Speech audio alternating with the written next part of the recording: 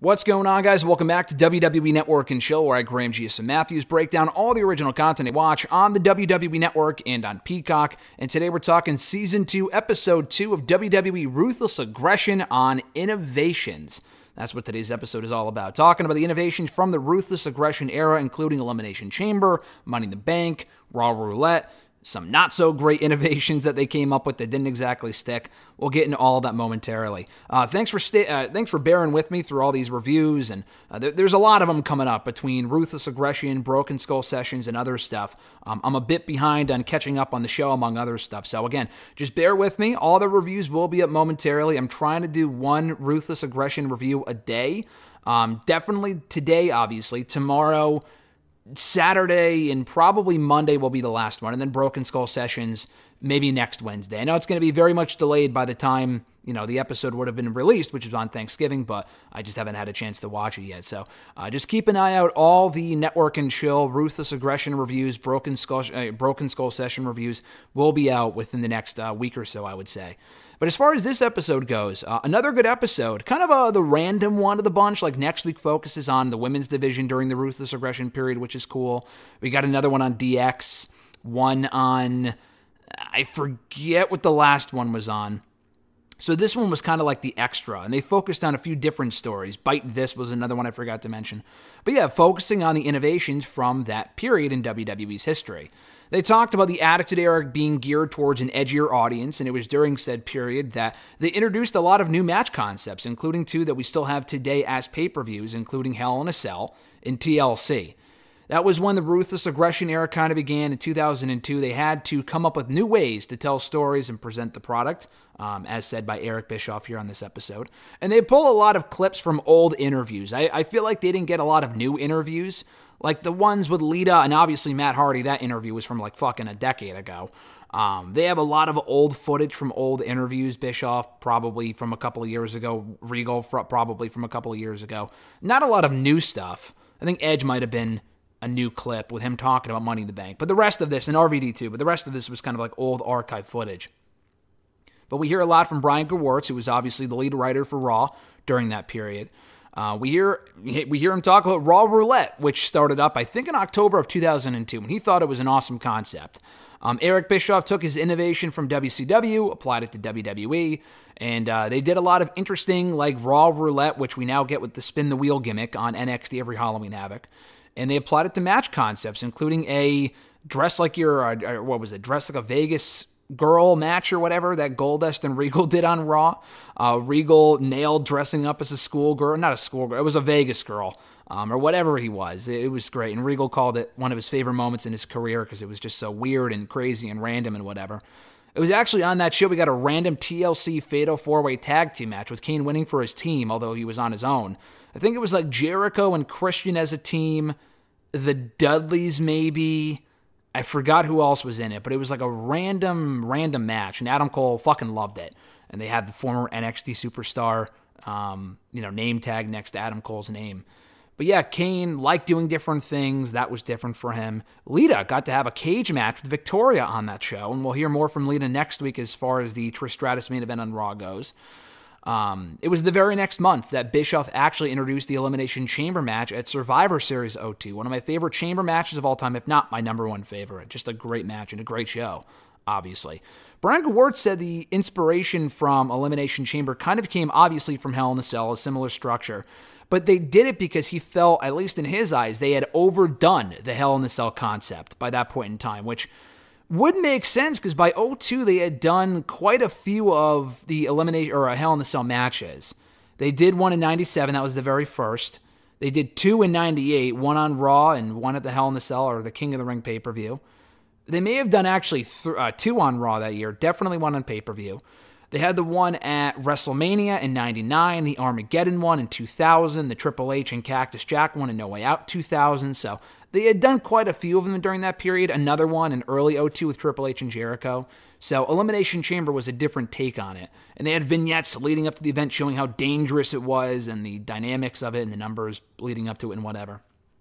Triple H remembers marveling at its presence the day of the show, and we see a recap of the match that saw Shawn Michaels lastly eliminate Triple H to win the World Heavyweight Championship. Booker T felt like a crash test dummy in there. Triple H said that thing was not designed to wrestle in, and it just was a disaster for him from the get-go. It was only supposed to look visually impressive, he said. Rob Van Dam couldn't stand up straight on the pod, so when he did the 5-star frog splash, he kind of overshot it, he said, and landed right on Triple H's throat. And they sound cordial about it now, but I'm sure Triple H had heat on Rob Van Dam for a long time after that. I mean, the guy already didn't like RVD, I don't think, but I'm sure that's eased over the years. But, back then, I'm sure Triple H was fucking pissed, and that was why Rob Van Dam didn't taste world title gold for a long time after that, because he, legitimately injured Triple H, albeit inadvertently. But yeah, he landed right on Triple H's throat. The guy could barely breathe, but Triple H didn't leave the match, so Rob Van Dam didn't know he was hurt. But the match was massively successful. It obviously became its own pay-per-view several years later. The Chamber also gave Goldberg new options and new ways to punish people at SummerSlam 03. Not my favorite Elimination Chamber match, won by Triple H with the sledgehammer. Not a great finish. But Triple H made every opportunity his own, according to Pritchard, and they kind of jerk off Triple H here for some reason. They talk about how he won a record 4 Elimination Chamber matches, including, in 03. He won another one in 04. I thought he won another one in 05. I might be wrong. He definitely won one in 08 and 09. I think he won 5. So I thought he won 5. Maybe it was 4. I don't know. But he won a lot. Let's put it that way. Brian Gewirtz, Michael Hayes, and Jericho are credited with coming up with the Money in the Bank concept. And when they talked to Vince about what should be on the line, they came up with a title shot. They said maybe he can cash in their title shot the next night on Raw. And Vince said, well, what about the option instead of next night on Raw to wait a year and cash in at any time of their choosing leading up to WrestleMania 22? They liked that idea. Edge did not. Edge did not want to participate. He was actually tired, he said, of doing ladder matches by that point. He'd already did at least one ladder match at WrestleMania, or actually 2, WrestleMania 2000 and WrestleMania 17. So he had already done quite a bit, and he wanted to move away from that. He actually felt he was better off being off the show entirely, as opposed to being in this match, getting lost in the shuffle, doing yet another fucking ladder match, and he feels like a dumbass in retrospect, the biggest dumbass in the world, that he had to be convinced to do it. Obviously ended up winning the whole thing, and his career took off from there. Christian said that all the guys involved were ready for that next step. I think the 6 people involved were Shelton Benjamin, Chris Jericho, Christian, Chris Benoit, a lot of Chris's, Kane, Edge, and I don't remember. The 3 Chris's, Kane, Benoit, and God, I forgot who else was in it. But yeah, it was those 6 people. Shelton Benjamin did all the crazy spots in the match, and they kind of thought initially when they came up with the match that it would be more traditional, that the winner would get a title shot and announce it in advance for like a SummerSlam. But according to Heyman, like Heyman says, constant peril is great television. The champion was always in peril because he could be cashed in on at any time. Ultimately, he cashed in, Edge did, at New Year's Revolution 2006, successfully becoming WWE Champion.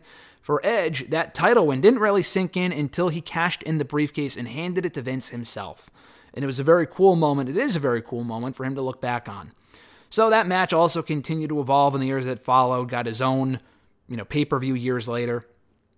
Christian was very happy with what the match became. Money in the Bank in 06 was Rob Van Dam's highest point of his career up to that point before he became WWE Champion a few months later. We hear from John Morrison. And this episode, I think, was released and put on Peacock literally days after Morrison was released from WWE. So they already had, I was looking for it. I thought they would label him as a WWE superstar, but they were quick to edit that and put former WWE star. And again, I think this episode came out like literally days after he was released. So they were pretty quick to edit that, which is surprising. Usually they don't do that. But anyway, he talked about innovating offense in the Money in the Bank match at WrestleMania 24. Not all the match types worked back then, though, including the Concrete Crypt match, which that's not what it was called on TV, but that's what Hayes called it backstage at the time. A Great American Bash 04 between The Undertaker and the Dudleys. And if Taker lost, Paul Bearer would be buried in cement, and Taker won, but he still buried him anyway. And it just looked fucking stupid. They talk about the Punjabi prison match, and Gewirtz points out how that was another SmackDown idea, also a Great American Bash, which was not... I mean, the Great American Bash also had, I think, the Scramble match in 09. Not the first one, but another one like years later. So it's just funny how that shit worked out. But yeah, it was another SmackDown match, which he points out was not really his idea. It looked awkward, according to Adam Cole, and sometimes simple is just better. So they came up with Taboo Tuesday in 2004, which incorporated fan feedback, and Vince was very adamant about it being legitimate. And it couldn't be controlled. The fan voting had to be real. Shelton Benjamin recalls, and he's talked about this story. He shared this story before on Jericho's podcast years ago, that he faced Jericho at that first Taboo Tuesday show and actually beat Jericho for the Intercontinental Championship. And it was supposed to be Batista, so he knew nothing going into that match. Jericho knew nothing. They called the entire match on the fly, probably largely Jericho, who was the veteran by that point. And they ended up having a very good match, and Benjamin didn't know he was winning the title until Jericho didn't kick out. Christian liked the concept. Christian's final appearance, actually, I think was at Taboo Tuesday 2005, before he ended up leaving for TNA soon after. They talk about the Bite This show, which gave fans unprecedented access to WWE behind the scenes, and Heyman called it their opportunity to exploit the opportunity to go behind the scenes and kind of give fans what they wanted to see, which was becoming popular at that point among the internet audience and stuff like that. Lita called it innovative, at least until she appeared on the show alongside Edge and Matt, which became like the most infamous episode, rather. And they were told to say how they felt and shoot, so to speak, and it led to a lot of mudslinging, according to Matt, and Lita called it very uncomfortable. But Stone Cold actually said on that show that the product sucked, and that was what kind of later led to him leaving the company and not coming back for a little while. And Pritchard wasn't a fan of the idea because it was hard, in his opinion, for the audience to determine whether what they were seeing was real or fake. Because like JBL would be on the show saying, oh, John Cena is great as a future star. Then the next week on the show, he's burying the shit out of John Cena on TV. So like, what is it? You know what I mean? Like they didn't do a very good job, and they still don't all these years later of kind of blurring that line. Sometimes they do. Most of the time they don't. But anyway, just to kind of close it out, they talk about how the innovations, it's all about forward thinking. Elimination Chamber is a pay-per-view all these years later, still. It got its own pay-per-view in 2010, although it was No Way Out was the home of the match in 2008 and 2009. The Elimination Chamber was actually revamped to allow people to stand on top of the pod and to not hurt themselves as badly, starting in 2017. Money in the Bank still makes moments all these years later, and they talk about how innovation keeps the company alive. And that was it for the episode. I enjoyed it. I didn't really learn anything new aside from like what Edge said about Money in the Bank. Beyond that, I mean, this was all redundant information, a lot of footage I've already seen in other shows this network has done. It kind of felt like a best of in like the extra episode, but at least they got it out of the way with the second episode, and we still got 3 more episodes to go this season.